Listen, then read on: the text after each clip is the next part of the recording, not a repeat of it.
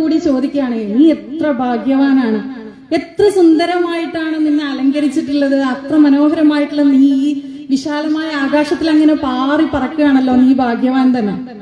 കേട്ടപ്പോ പട്ടത്തിന് കുറച്ചുകൂടെ അഹങ്കാരം കൂടി. കണ്ടില്ലേ, എല്ലാവരും പറയുന്നത് ഞാൻ എത്ര ഭാഗ്യവാനാണ്, ഞാൻ ഇത്രയും ആകാശത്തൂടെ പാറി പറന്ന് നടക്കുകയാണല്ലോ.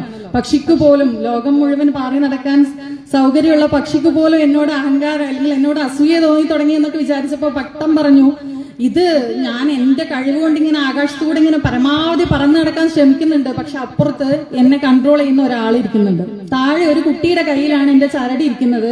ആ ചരട് മുറുക്കുന്നതിനനുസരിച്ച് എനിക്ക് താഴേക്ക് തന്നെ പോരേണ്ട സാഹചര്യം വരുന്നുണ്ട്. അപ്പൊ എന്താ ചെയ്യാ? പക്ഷിക്ക് മനസ്സിലായി, ബുദ്ധിമാനായിട്ടുള്ള പക്ഷിയാണ്, ലോകം കണ്ട പക്ഷിയാണ്. പക്ഷിക്കറിയാം ഈ പട്ടത്തിന്റെ ചരട് ഈ കുട്ടിയുടെ കയ്യിൽ ഇല്ല എങ്കിൽ ആ പട്ടത്തിന്റെ അവസ്ഥ എന്തായിരിക്കും.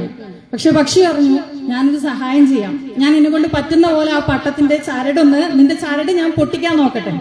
പൊട്ടിച്ചു കഴിഞ്ഞാൽ പിന്നെ നിനക്ക് നീ ആഗ്രഹിക്കുന്ന പോലെ എവിടേക്കും എന്ത് ചെയ്യാം, പാറി പറന്ന് നടക്കാം. പട്ടത്തിന് സന്തോഷമായി, എന്നെ സഹായിക്കാൻ ഈ ആകാശത്ത് ഒരാളുണ്ടല്ലോ. അതങ്ങോട്ട് പൊട്ടിച്ചു കഴിഞ്ഞാൽ പിന്നെ ഞാൻ ആഗ്രഹിക്കുന്ന പോലെ ഈ വിശാലമായ ആകാശത്ത് എനിക്ക് പാറി നടക്കാമല്ലോ, സന്തോഷം. പക്ഷിയോ ഈ പറഞ്ഞതിന്റെ പുറത്ത് പക്ഷി പോയി പറ്റുന്ന പോലെ ആ പട്ടത്തിന്റെ ചരട് പൊട്ടിക്കുന്നു. ഇനി എന്താ സംഭവിക്കുക സഹോദരിമാരെ? എന്തായിരിക്കും ഇനി ആ പട്ടത്തിന്റെ അവസ്ഥ? പട്ടം ആഗ്രഹിച്ച പോലെ വിശാലമായ ആകാശത്തിലെ നേട്ടങ്ങൾ നേടിയെടുക്കാൻ ഈ പട്ടത്തിന് ഇനി സാധിക്കുമോ? ഒരിക്കലുമില്ല. കാരണം ആ ഒരു കൺട്രോൾ അവിടെ അനിവാര്യമായിരുന്നു. ആ ഒരു കൺട്രോൾ ഇല്ലാത്തിടത്തോളം കാലം ഇനി ആ പട്ടത്തിന് ആകാശത്തിന്റെ അത്യുന്നതികളിലോ വിജയത്തിന്റെ അത്യുന്നതികളിലേക്കോ എത്തിപ്പെടാൻ സാധ്യമല്ല എന്നത് നമുക്ക് എല്ലാവർക്കും 100% ബോധ്യമാണ്, അല്ലെ? പക്ഷേ ഈ പട്ടത്തിന്റെ ആ സമയത്ത് ബുദ്ധിക്കുറവ് കൊണ്ടോ അല്ലെങ്കിൽ ഈ പറഞ്ഞ പോലെയുള്ള ആ പ്രലോഭനത്തിന്റെ പുറത്തോ ഈ പക്ഷിയുടെ വാക്കുകളിൽ വീണുപോയ പട്ടം കുത്തനെ താഴേക്ക് വീഴുന്ന സമയത്താണ് പട്ടം ഓർക്കുന്നത് തനിക്ക് അബദ്ധം പറ്റിപ്പോയി. കാരണം തന്റെ നിയന്ത്രണം ഉണ്ടായിരുന്ന ആ ഒരു ചരടായിരുന്നു തന്റെ രക്ഷ. ആ ചരടാണ് നമ്മളുടെ ഒക്കെ ഈമാൻ എന്ന് പറയുന്നത്. ഞാനും നിങ്ങളും നമ്മളുടെ മക്കളും നമ്മളുടെ സഹോദരിമാരും എല്ലാം അടങ്ങുന്ന നമ്മളുടെ കുടുംബത്തിന്റെ ഒക്കെ ആ ഒരു ചരട്, നമ്മളെ നിയന്ത്രിച്ചു നിർത്തുന്ന ആ ഒരു ചരട്, പട്ടത്തിനെ പിടിച്ചു നിർത്തിയ പോലെയുള്ള ആ ഒരു ചരട്, അതാണ് ഇൻഷാ അല്ലാഹ് നമ്മുടെയൊക്കെ ഈമാൻ എന്ന് പറയുന്നത്. മാഷാ അല്ലാഹ് നമ്മളൊക്കെ ബ്ലെസ്ഡ് ആണ്. ബിക്കോസ് അള്ളാഹുവിന്റെ ദീൻ അറിഞ്ഞ് ആ ദീനിലൂടെ തന്നെ ജീവിതം മുന്നോട്ടേക്ക് കൊണ്ടുപോകാൻ അള്ളാഹു അനുഗ്രഹിക്കപ്പെട്ട ഒരു വിഭാഗമാണ് നമ്മൾ എന്ന് പറയുന്നത്. നമ്മൾ എത്രത്തോളം അനുഗ്രഹിക്കപ്പെട്ടവരാണെന്ന് നമ്മൾ അറിയണമെങ്കിൽ ദീനിന് വേണ്ടി പോരാടുന്ന ബാക്കിയുള്ളവരെ നമ്മൾ ഓർക്കണം. ദീൻ നിലനിർത്താൻ വേണ്ടിയിട്ടും തന്റെ മതം, തന്റെ വിശ്വാസം നിലനിർത്താനും വേണ്ടിയിട്ട് പുറത്തു നടക്കുന്ന കലാപങ്ങളും അതിക്രമങ്ങളും ഓർത്താൽ മാത്രമേ നമ്മൾ എത്രത്തോളം അനുഗ്രഹീതരാണ് എന്നുള്ളത് നമ്മൾ തിരിച്ചറിയുള്ളൂ. ഈ അടുത്ത് ഒരു ദായി സംഘം ഉണ്ടായിരുന്നു. അപ്പൊ ആ സമയത്ത് പങ്കെടുത്തവരുണ്ടോന്ന് ഇവിടെ അറിയില്ല, അവർ കേട്ടിട്ടുണ്ടാവാം. അവിടെ സംസാരിക്കാൻ വന്ന ആള് പറഞ്ഞ ഒരു കഥയാണ്. അതും കൂടെ പറഞ്ഞുകൊണ്ട്, കഥയല്ല സംഭവമാണ്, അതും കൂടെ പറഞ്ഞുകൊണ്ട് ഞാൻ നമ്മളുടെ പോയിന്റിലേക്ക് എത്തുകയാണ്. അതായത് ഒരിക്കല് ഈ പറയുന്ന വ്യക്തിക്ക് രാത്രി 2 മണി 3 മണി സമയത്ത്, അർദ്ധരാത്രി സമയത്ത് ഒരു കോള് വരികയാണ്. കോള് വരുന്നത് അത്രയും വൈകിട്ടുള്ള സമയമാണ്. സ്വാഭാവികമായിട്ടും നമ്മൾ അത്രത്തോളം അത്യാവശ്യമുള്ള കാര്യങ്ങൾക്ക് മാത്രമേ എന്ത് ചെയ്യുള്ളൂ, നമ്മൾ ആ സമയത്തൊക്കെ കോൾ ചെയ്യുള്ളൂ, അല്ലെ? അല്ലാതെ അതിനപ്പുറത്തേക്കൊന്നും ആ സമയത്തേക്ക് മാറ്റിവെക്കാവുന്ന കാര്യങ്ങളാണെങ്കിൽ നമ്മൾ വിളിക്കാൻ സാധ്യതയില്ല എന്നല്ല, വിളിക്കൂല. പിന്നെ അത്രയും അടുത്ത റിലേഷൻഷിപ്പ് ഒക്കെ ആവണം, ഏത് സമയത്തും എപ്പോഴും വിളിക്കാൻ പറ്റുന്ന രീതിയിലുള്ള ബന്ധങ്ങളാവണം. നമ്മളുടെ മാതാപിതാക്കള് അല്ലെങ്കിൽ ഈ പറയുന്ന പോലെ ഭർത്താക്കന്മാര് തുടങ്ങിയ സർക്കിളുകളാവണം. പക്ഷെ ഇവിടെ തീർത്തും അപരിചിതനായ ഒരു സഹോദരിയാണ് ഈ വ്യക്തിക്ക് കോൾ ചെയ്യുന്നത്. കോള് അത്രയും എമർജൻസി ആയിരിക്കും എന്ന രീതിയിൽ അദ്ദേഹം കോൾ എടുക്കുന്നുണ്ട്. കോൾ എടുക്കുന്ന സമയത്ത് ആ സഹോദരി വിളിച്ചപ്പോൾ ചോദിക്കുന്ന ആദ്യത്തെ ചോദ്യം, സലാം പറഞ്ഞുകൊണ്ട് ചോദിക്കുന്നത്, ഉസ്താദേ എനിക്ക് ബാത്റൂമിൽ നിന്നുകൊണ്ട് നമസ്കരിക്കാൻ പറ്റുമോ എന്നുള്ളതാണ്. ബാത്റൂമിൽ നിന്നുകൊണ്ട് നമസ്കരിക്കാൻ പറ്റുമോ എന്ന് എന്നോടോ നിങ്ങളോടോ ചോദിച്ചാൽ നമ്മൾ ആദ്യം പറയുന്ന മറുപടി എന്തായിരിക്കും? പറ്റുമോ? ഇല്ലല്ലോ. നമ്മളുടെ ഉത്തരം അതാണ്, സ്വാഭാവികമായിട്ടും ഇല്ല. അപ്പൊ ഈ ഉസ്താദിന് ബാത്റൂമിൽ നിന്ന് ഈ 2 മണി സമയത്ത് നമസ്കരിക്കാൻ പറ്റുമോ എന്ന ഒരു ചോദ്യം ഒരു വ്യക്തി ചോദിക്കുന്നുണ്ടെങ്കിൽ തീർച്ചയായിട്ടും അതിന് പിറകിൽ അതിന് നിദാനമായിട്ടുള്ള അത്രയും ഗൗരവമേറിയിട്ടുള്ള ഒരു കാരണം ഉണ്ടായിരിക്കും. അപ്പോ ഇദ്ദേഹം ചോദിക്കുന്നുണ്ട്, എന്ത് പറ്റി, എന്താണ് ഇങ്ങനെ ഒരു സമയത്ത് ഇങ്ങനെ ഒരു ചോദ്യം ചോദിക്കാൻ കാരണം എന്ന് ചോദിക്കുന്നുണ്ട്. അതിന് അവർ പറഞ്ഞ മറുപടി എന്ന് പറയുന്നത്, എന്റെ സഹോദരന്റെ സുഹൃത്ത് ഒരിക്കൽ എന്റെ സഹോദരന് കുറച്ച് മതപരമായിട്ടുള്ള കാര്യങ്ങളെ കുറിച്ച്, അതായത് ഇസ്ലാം മതത്തെ കുറിച്ചിട്ട് പഠിക്കാൻ സൗകര്യപൂർണ്ണമായിട്ടുള്ള കുറച്ച് പുസ്തകങ്ങൾ കൊടുത്തു. സഹോദരന് സ്വാഭാവികമായിട്ടും അത്തരം കാര്യത്തിലൊന്നും വലിയ താല്പര്യം ഇല്ലാത്തത് കൊണ്ട് തന്നെ അവനത് വീട്ടിൽ കൊടുന്ന് അലക്ഷ്യമായിട്ട് അങ്ങനെ വെക്കുകയും അത് അള്ളാഹുവിന്റെ അപാരമായ തൗഫീഖ് കൊണ്ട്, നിങ്ങൾ ഓർക്കണം, അള്ളാഹുവിന്റെ അപാരമായ അനുഗ്രഹം കൊണ്ട് എന്റെ കയ്യിൽ എത്തിപ്പെടുകയും ചെയ്തു. എന്റെ കയ്യിൽ എത്തിപ്പെട്ടു. ഞാൻ ആ പുസ്തകം വായിച്ചു തുടങ്ങിയപ്പോൾ എനിക്ക് അത് കൂടുതലായിട്ട് അറിയണം എന്നുള്ള അതിയായിട്ടുള്ള ആഗ്രഹം. പക്ഷേ സഹോദരനോട് ചോദിച്ചു, ഇത് ആരാണ് തന്നത്, അദ്ദേഹവുമായിട്ട് എന്നെ ഒന്ന് കണക്ട് ചെയ്ത് തരും. സഹോദരൻ അവിടെ എന്തോ ഒരു സ്പെല്ലിംഗ് മിസ്റ്റേക്ക്. സ്വാഭാവികമായിട്ടും സ്വന്തം സഹോദരി മറ്റൊരു മതത്തിലേക്ക് മാറാന്ന് പറയുമ്പോൾ ക്രിസ്തീയ സഹോദരിയാണ് എന്ന് ഞാൻ തുടക്കത്തിൽ പറയാൻ വിട്ടുപോയതാണ്. ആ മുസ്ലിം സുഹൃത്തിനാണ് ഈ പറയുന്ന പുസ്തകം ഒരു മുസ്ലിം സുഹൃത്ത് കൊടുത്തത്. അദ്ദേഹത്തിന്റെ സഹോദരിയാണ് ഇപ്പൊ നിലവിൽ നമസ്കരിക്കാൻ പറ്റുമോ എന്ന് ചോദിച്ചിട്ട് വിളിക്കുന്നത്. അപ്പൊ അങ്ങനെ വിളിച്ചു, ഈ കാര്യങ്ങളൊക്കെ പറഞ്ഞു. അപ്പൊ എനിക്ക് ഈ പുസ്തകം കിട്ടിയപ്പോ ഇതിനെക്കുറിച്ച് കൂടുതൽ അറിയാനുള്ള അതിയായിട്ടുള്ള ത്വര. സഹോദരനോട് വെച്ച് പറഞ്ഞു, മിണ്ടാതെ അവിടെ ഇന്ന് വേണ്ടാത്ത പരിപാടിക്കൊന്നും പോണ്ടെന്ന് പറഞ്ഞ് എന്നെ അടക്കി നിർത്തി. പക്ഷെ എന്റെ മനസ്സിൽ ആ ഒരു തീ കത്തിജ്വലിച്ചുകൊണ്ടിരുന്നു. ഞാൻ എന്ത് ചെയ്തു, എനിക്കിതിനെ പറ്റിയിട്ട് കിട്ടാവുന്ന റിസോഴ്സുകൾ തേടി ഞാൻ അലയുകയായിരുന്നു. അങ്ങനെ അവസാനം എനിക്കൊരു സഹോദരിയെ കിട്ടി, ഒരു സുഹൃത്തിനെ കിട്ടി. ആ സുഹൃത്ത് വഴി ഞാൻ എന്റെ സംശയങ്ങളെല്ലാം ദൂരീകരിച്ചു. മാഷാ അല്ലാഹ്, ഇന്ന് ഞാൻ ഇസ്ലാം സ്വീകരിച്ചിരിക്കുകയാണ്. എന്ന വിവരം എന്റെ വീട്ടുകാർ അറിഞ്ഞിട്ടുണ്ട്. എന്റെ വീട്ടുകാർ അറിഞ്ഞു എന്ന് മാത്രമല്ല, എന്തായിരിക്കും പിന്നെ അവിടെ നടക്കുന്ന യുദ്ധം എന്നുള്ളത് നമുക്ക് ഊഹിക്കാവുന്നതേ ഉള്ളൂ, അല്ലെ? അങ്ങനെ ആ സഹോദരി ഇപ്പൊ നിലവില് ഈ കുട്ടിയെ അതിന്റെ വിദ്യാഭ്യാസം തുടർന്ന് കൊണ്ടുപോകാൻ പോലും പറ്റാത്ത രീതിയിൽ ലോക്കാക്കും എന്ന രീതിയിലാണ് രക്ഷിതാക്കൾ. ഹോസ്റ്റലിൽ താമസിക്കുന്ന കുട്ടി ആയതുകൊണ്ട് തന്നെ അതിനെ ലോക്കാക്കാൻ വേണ്ടിയിട്ടാണ് പാരന്റ്സ് വന്നിട്ടുള്ളത്. പക്ഷെ ഇവള് അവിടെ നിന്നുകൊണ്ട് അച്ഛന്റെയും അമ്മയുടെയും മുമ്പിൽ നിന്നുകൊണ്ട് പൊട്ടിക്കറിഞ്ഞു പറഞ്ഞു, ഇനി ഞാൻ എന്ത് ചെയ്യൂല, ഞാൻ ഇങ്ങനെയുള്ളതൊന്നും ചെയ്യൂല, എന്നെ നിങ്ങൾ തുടർന്ന് പഠിക്കാൻ വേണ്ടിയിട്ട് സഹായിക്കണം, എന്നെ ഉപദ്രവിക്കരുത്. അതായത് എന്നെ ഉപദ്രവിക്കരുത് എന്ന് ഉദ്ദേശിക്കുന്നത് എന്നെ വീട്ടിലേക്ക് കൊണ്ടുപോകരുത്, ഞാൻ തുടർന്ന് നിങ്ങൾ ഉദ്ദേശിക്കുന്ന രീതിയിൽ മുന്നോട്ടേക്ക് പോയിക്കോളാം എന്ന ഒരു ഉറപ്പിന്റെ പുറത്താണ് വീട്ടുകാർ ഇവളെ തുടർന്ന് പഠിക്കാൻ അനുവദിച്ചുകൊണ്ട് തിരിച്ചു പോയിട്ടുള്ളത്. പക്ഷെ വീട്ടുകാര് അവിടെ ഒരു CCTV, ഒരു സ്പൈ വർക്കറെ ഏൽപ്പിച്ചിട്ടുണ്ട്. ഈ റൂമിൽ ഇവളുമായിട്ട് സൗഹൃദം പുലർത്തുന്ന അവളുടെ കൂട്ടുകാരികളോട് പറഞ്ഞ് ഭദ്രമാക്കി വെച്ചിട്ടുണ്ട്. ഇനി ഇവളെന്ത് ചെയ്യാൻ പാടില്ല, ഇസ്ലാമികപരമായിട്ടുള്ള ചിട്ടകളും കാര്യങ്ങളും ചെയ്യുന്നുണ്ട് എന്ന് തോന്നിയാൽ ഉടനെ ഞങ്ങളെ വിളിച്ചറിയിക്കണം. അങ്ങനെയുള്ള എന്തെങ്കിലും രീതിയിലുള്ള പ്രവർത്തനങ്ങൾ കാണുകയാണെങ്കിൽ ഞങ്ങളോട് പറയണം എന്നുള്ള ഒരു ഉറപ്പിന്റെ പുറത്താണ് രക്ഷിതാക്കൾ വീട്ടിലേക്ക് പോയിട്ടുള്ളത്. കുട്ടി കുടുങ്ങിയില്ലേ? രാവിലെ സുബൈക്ക് നിസ്കരിച്ചതാണ്. ബാക്കിയുള്ള ലുഹ്ർ മുതൽ ഇങ്ങോട്ടേക്ക് ഇഷ വരെയുള്ള നമസ്കാരം ഒക്കെ ആ കുട്ടിക്ക് പെൻഡിങ് ആണ്. പക്ഷെ അവർക്ക് അറിയാം, കണ്ണുകൊണ്ടാണെങ്കിൽ പോലും ഇനി അതിനും സാധ്യമല്ലെങ്കിൽ മനസ്സുകൊണ്ടെങ്കിലും നമ്മൾ എന്ത് ചെയ്യണം എന്നാണ്, നമ്മൾ നമസ്കരിക്കണം എന്നാണ്. ആ ഒരു സാഹചര്യത്തിൽ അത്രയും ഉത്തമമായിട്ടുള്ള ഒരു ആരാധനാ കർമ്മമായിട്ട് അള്ളാഹു എന്നെ ഏൽപ്പിച്ച ആ ഒരു കർമ്മം എനിക്ക് ചെയ്യാൻ അവസരം കിട്ടാത്തതിൽ അവളിങ്ങനെ ദുഃഖിതയായിട്ട് ഇങ്ങനെ നിൽക്കുക. അവസാനം ഇവളുടെ മുമ്പിൽ വന്ന ഒരു സൊല്യൂഷനാണ്, എനിക്ക് ഒറ്റയ്ക്ക് പോകാൻ പറ്റുന്ന ഒരേ ഒരു സ്ഥലം ഇപ്പൊ എവിടെയാ, ബാത്റൂമാണ്. അപ്പോ ബാത്റൂമിൽ പോയിട്ടെങ്കിലും എനിക്ക് നിസ്കരിക്കാൻ പറ്റുമോ? ഇനി നമ്മൾ എന്താ ഉത്തരം പറയാ? നിസ്കരിക്കാം അല്ലെ? ബാത്റൂമിൽ പോയിട്ട് ആയാലും നമ്മൾ എന്ത് ചെയ്യാം? അത്തരം സാഹചര്യമാണെങ്കിൽ നമുക്ക് നമസ്കരിക്കാം എന്നുള്ളതാണ്. അപ്പൊ ആ കുട്ടിയുടെ ഒരു അവസ്ഥ, അത്രയും പോരാട്ടങ്ങൾ നമുക്ക് ഇന്ന് വരെ റബ്ബ് സുബ്ഹാനഹു വ തആല എത്തിച്ചിട്ട് തന്നിട്ടുണ്ടോ? ഇല്ല. നമുക്ക് അവസരങ്ങൾ കൂടുതലാണ്. തലങ്ങും നിസ്കരിക്കുക, ഖുർആൻ ഓത്, നോമ്പെടുക്കുക, സക്കാത്ത് കൊടുക്കുക എന്ന് പറഞ്ഞിട്ടുള്ള ഉപദേശങ്ങൾ നിറഞ്ഞ ഒരു സമൂഹത്തിന്റെ മുമ്പിൽ, ഒരു സമുദായത്തിൽ നമ്മൾ അത്രയും അനുഗ്രഹിക്കപ്പെട്ടുകൊണ്ടാണ് നമ്മൾ ജീവിച്ചിരിക്കുന്നത് എന്നുള്ളതാണ്. അപ്പൊ നമ്മൾ അൽഹംദുലില്ലാഹ് എന്ന് എത്ര പറഞ്ഞാലും മതിയാവൂല എന്നുള്ളതാണ്. ഏതായാലും ഞാൻ എന്റെ പോയിന്റിലേക്ക് വരാം. നേരത്തെ നമ്മൾ നിർത്തിവെച്ച ആ പൊട്ടിയ ചരട് അവിടെ കിടക്കുന്നുണ്ട്. അപ്പോ ആ ചരടാണ് ഇന്ന് നമ്മളുടെ രക്ഷകർത്താക്കളും ഒക്കെ അടങ്ങുന്ന ഒരു സമൂഹം എന്ന് പറയുന്നത്. നമ്മളുടെ മക്കളുടെ രക്ഷിതാക്കളാണ്. നമ്മൾക്ക് മറ്റൊരു രക്ഷിതാക്കളുടെ തലമുറയുണ്ട്. നമ്മളുടെ ഉമ്മയും വാപ്പയും അടങ്ങുന്ന, ഗുരുക്കൾ അടങ്ങുന്ന മറ്റൊരു തലമുറ അവിടെ ഇരിക്കുന്നുണ്ട്. ഈ ചരടാണ് ഇന്ന് സമൂഹം, അല്ലെങ്കിൽ നമ്മൾ ഈ പറയുന്ന സോഷ്യൽ മീഡിയയും ലിബറലിസവും മറ്റൊക്കെ പറയുന്ന രീതിയിലുള്ള ആ ഒരു സമൂഹം കൊത്തിപ്പൊട്ടിക്കാൻ വേണ്ടിയിട്ട് ആ പക്ഷിയുടെ രൂപത്തില് ചുറ്റുപാടുമായിട്ട് നമ്മളുടെ കൂടെ ഇങ്ങനെ നടന്നുകൊണ്ടിരിക്കുന്നത് എന്നുള്ളതാണ്. അപ്പൊ ഇത്തരം സോഷ്യൽ മീഡിയയിലൂടെ വരുന്ന അറ്റാക്കുകൾ, അല്ലെങ്കിൽ പുറത്തു നിന്ന് കേൾക്കുന്ന ലിബറലിസം പോലെയുള്ള അറ്റാക്കുകൾ നമ്മളുടെ കയ്യിലെ ചരട് കൊത്തിപ്പൊട്ടിച്ചിട്ടുണ്ടോ ഇല്ലയോ എന്നുള്ളത് നമ്മൾ ഓരോരുത്തരും ആത്മപരിശോധന നടത്തേണ്ടതാണ്.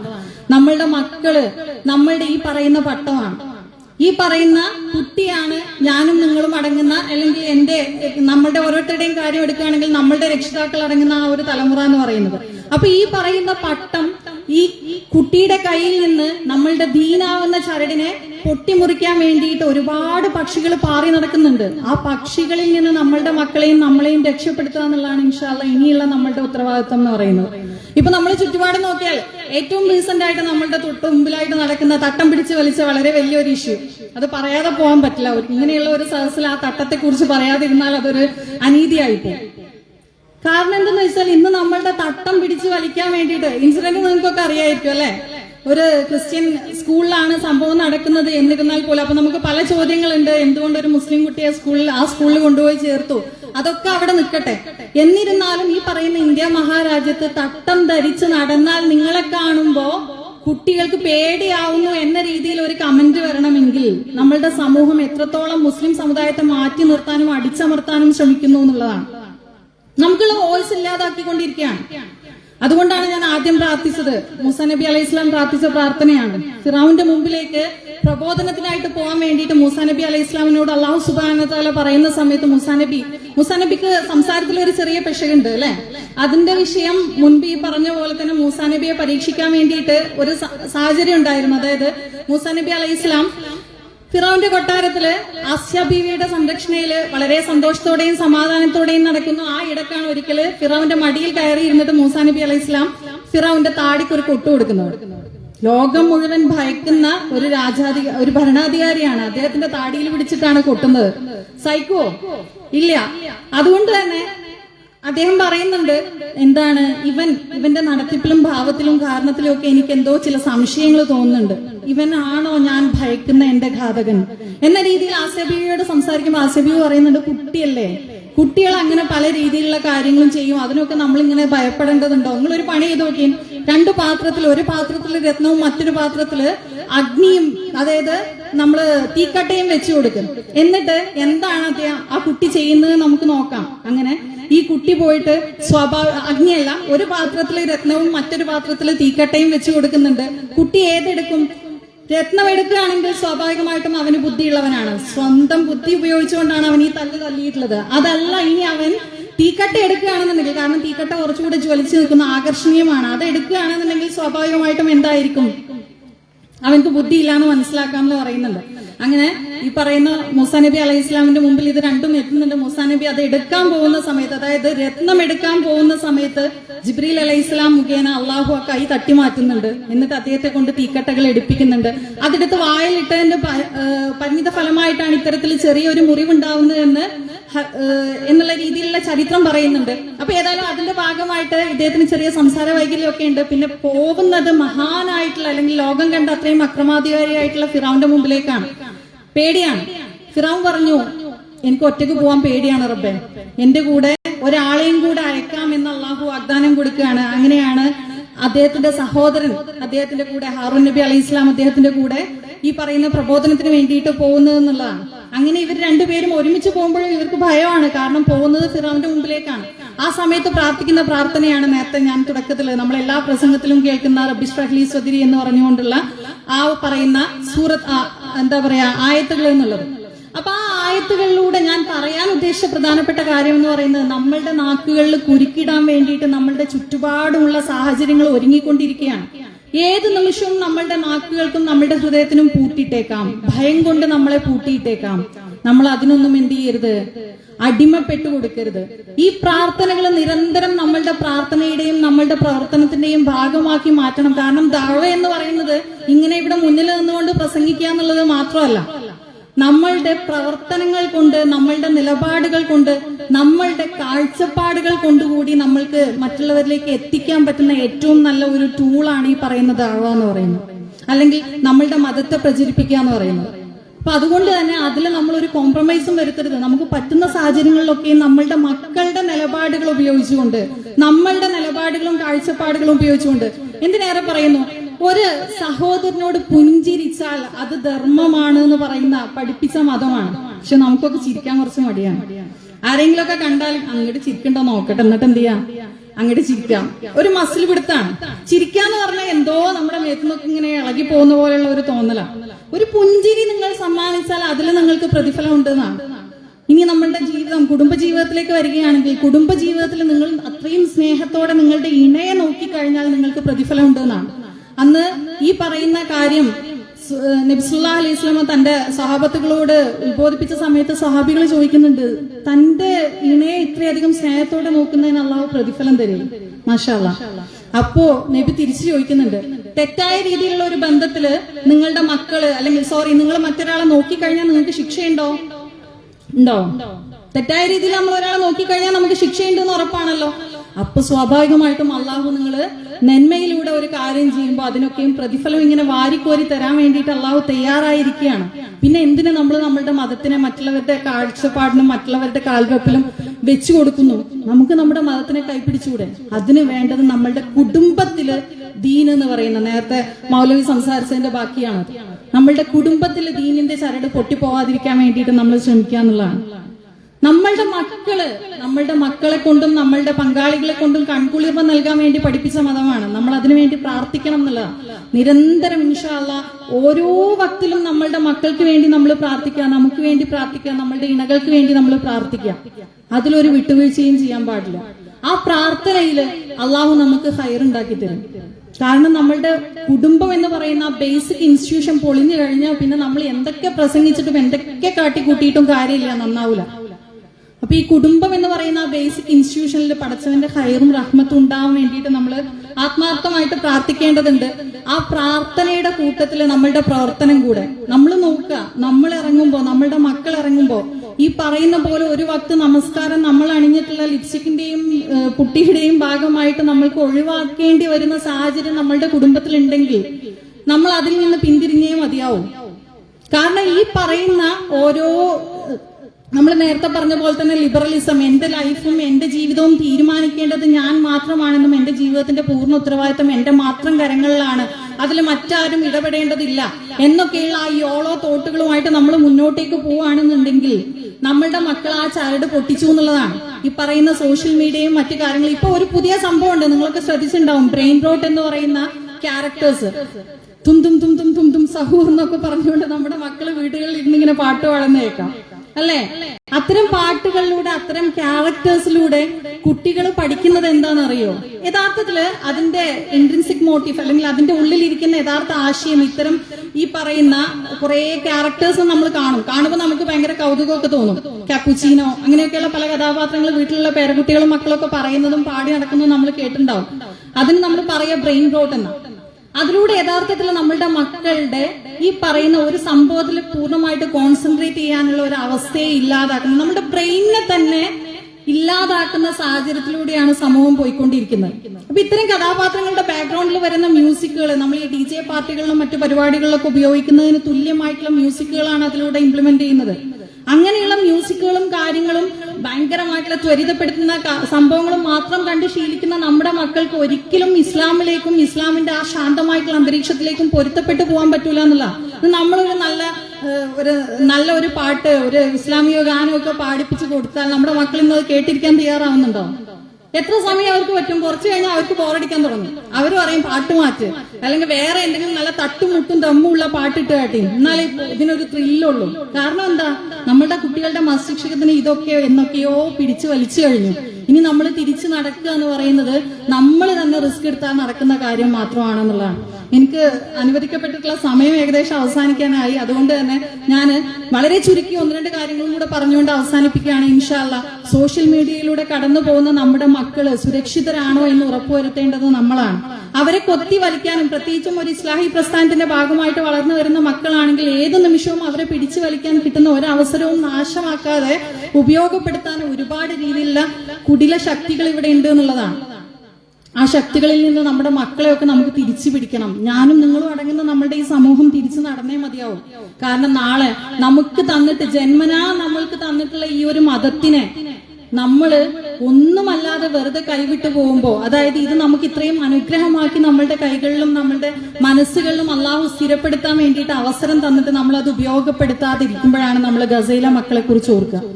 അവര് ആത്മഹത്യ ചെയ്യുകയാണെങ്കിൽ ആദ്യം ചെയ്യേണ്ടത് അവരാണ്. ഭക്ഷണം കിട്ടാത്തത് കൊണ്ട്, പാർപ്പിടമില്ലാത്തത് കൊണ്ട്, ഉമ്മയും വാപ്പയും എവിടെയാണ്, എന്താണ്, എങ്ങനെയാണ്, ജീവിച്ചിരിക്കുന്നുണ്ടോ എന്ന് പോലും അറിയാത്ത ആ ഒരു സമൂഹത്തിലെ മക്കൾ ഇന്നും പോരാടുന്നത് നമ്മുടെ ഈ മതത്തിന് വേണ്ടിയിട്ടാണ്. അവരുടെ ആ മനസ്സിന്റെ ഉറപ്പാണ്. അങ്ങനെയാണെങ്കിൽ പിന്നെ എന്തിനാണ് നമ്മൾ മടിക്കുന്നത്? ഭക്ഷണം സുലഭമാണ്, വസ്ത്രം സുലഭമാണ്, പാർപ്പിടം സുലഭമാണ്, എല്ലാം കൊണ്ട് അൽഹംദുലില്ലാഹ് നമ്മൾ അനുഗ്രഹിക്കപ്പെട്ടവരാണ്. പിന്നെ എവിടെയാണ് നമുക്ക് പിഴവ് വരുന്നത്? നമ്മളുടെ മനസ്സിൽ ദീൻ ഉറക്കാത്തത് കൊണ്ട് തന്നെയാണ്. ആ പറയുന്ന നേരത്തെ പറഞ്ഞ ആ ചരട് പൊട്ടിയത് കൊണ്ടാണ്. ഇനിയും നമുക്ക് സൗകര്യമില്ല, നമുക്ക് സന്ദർഭങ്ങൾ കിട്ടിയിട്ടില്ല എന്ന് പറഞ്ഞിട്ടുള്ള എക്സ്ക്യൂസിന് ഒരു പ്രസക്തിയും ഇല്ല എന്നുള്ളതാണ് ഇൻഷാ അല്ലാഹ്. അപ്പൊ അതുകൊണ്ട് തന്നെ ഗസയിലെ മക്കൾക്ക് വേണ്ടിയിട്ട് നമ്മളുടെ പ്രാർത്ഥനകൾ അവസാനിപ്പിക്കാനുള്ള സമയമായിട്ടില്ല. ഇപ്പോഴും അവിടെ നടന്നുകൊണ്ടിരിക്കുന്ന പ്രശ്നങ്ങളെ കുറിച്ച് നമ്മൾ പൂർണ്ണ ബോധ്യവാന്മാരാണ്. എല്ലാ രീതിയിലും അവിടെ എന്ത് ചെയ്യപ്പെട്ടു, യുദ്ധം അവസാനിപ്പിച്ചു, വെടിവെപ്പ് നിർത്തി എന്നൊക്കെ പറഞ്ഞിട്ട് വീണ്ടും അവിടെ നടന്നുകൊണ്ടിരിക്കുന്നത് ഇന്ന് ഈ നിമിഷം വരെയും നടന്നുകൊണ്ടിരിക്കുന്ന സംഭവങ്ങളെ കുറിച്ച് നമ്മൾ ഉത്തമ ബോധ്യവാന്മാരാണ്. നമ്മളുടെ നമസ്കാരത്തിൽ അവർക്ക് വേണ്ടിയിട്ടുള്ള പ്രാർത്ഥനകൾ ഒരിക്കലും വിട്ടുകളയരുത് ഇൻഷാ അല്ലാഹ്. ഞാൻ ഏതായാലും എന്റെ വാക്കുകൾ അവസാനിപ്പിക്കുകയാണ്. നമ്മൾ ഈ കൂടിയിരിക്കുന്ന ഈ ഒരു മഹത്തായ സംരംഭം അള്ളാഹുവിന്റെ കിതാബില് ഏറ്റവും ഉത്തമമായിട്ടുള്ള ഒരു സംരംഭമായിട്ട് അള്ളാഹു രേഖപ്പെടുത്തട്ടെ എന്ന് ആത്മാർത്ഥമായിട്ട് പ്രാർത്ഥിക്കുകയാണ്. ഈ ചടങ്ങിൽ വന്നു പോയിട്ടുള്ള എന്തെങ്കിലും പിഴവുകൾ ഉണ്ടെങ്കിൽ അത് റബ്ബ് സുബ്ഹാനഹു വ തആല നമുക്ക് പുറത്തു തരട്ടെ. നമ്മളുടെ ജീവിതത്തിൽ വന്നു പോയിട്ടുള്ള അറിഞ്ഞും അറിയാതെയും നടന്നിട്ടുള്ള എല്ലാ കാര്യങ്ങളും അള്ളാഹു നമുക്ക് തെറ്റുകളാണെങ്കിൽ അത് പുറത്തു തരികയും രോഗശൈലിയിൽ കിടക്കുന്ന ഇത്തരം സദസ്സുകളിലൊക്കെ ആത്മാർത്ഥമായിട്ട് പങ്കെടുക്കാനും അതിന്റെ ഭാഗമാവാനും ആഗ്രഹിച്ചിട്ടുള്ള ഒരുപാട് ആൾക്കാർ നമ്മളിൽ നിന്ന് വിട്ടുപിരിഞ്ഞു പോയിട്ടുണ്ടാവും. നമ്മളുടെ വീടുകളിൽ വരാൻ പറ്റാത്ത സാഹചര്യങ്ങളിൽ പ്രയാസപ്പെടുന്നുണ്ടാവും. അവർക്കൊക്കെയും അള്ളാഹു ആ അവസരം കൊടുക്കാനും അല്ലെങ്കിൽ അവർക്ക് എന്തെങ്കിലും തെറ്റുകൾ വന്നിട്ടുണ്ടെങ്കിൽ അത് പുറത്തു കൊടുക്കുകയും ചെയ്യട്ടെ എന്നും ആത്മാർത്ഥമായിട്ട് പ്രാർത്ഥിക്കുകയാണ്. അസ്സലാമു അലൈക്കും വറഹ്മത്തുള്ളാഹി വബറകാതുഹു.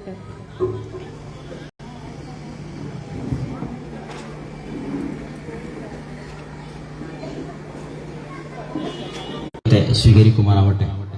നമ്മോട് സംവദിച്ച പ്രിയ സുഹൃത്ത് ഷാഹിദ് മുസ്ലിം ഫാറൂഖി, ഹസ്ന ടീച്ചർ എന്നിവർക്ക് കേരള നേതൃത്വ മുജാഹിദീൻ പാലക്കൽ യൂണിറ്റിന്റെ കൃതജ്ഞത രേഖപ്പെടുത്തുകയാണ്.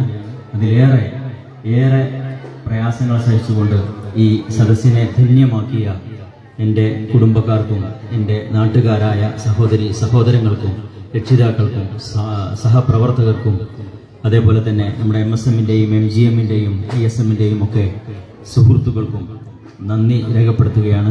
ഈ യോഗം ഇവിടെ അവസാനിച്ചതായി അറിയിക്കുന്നു.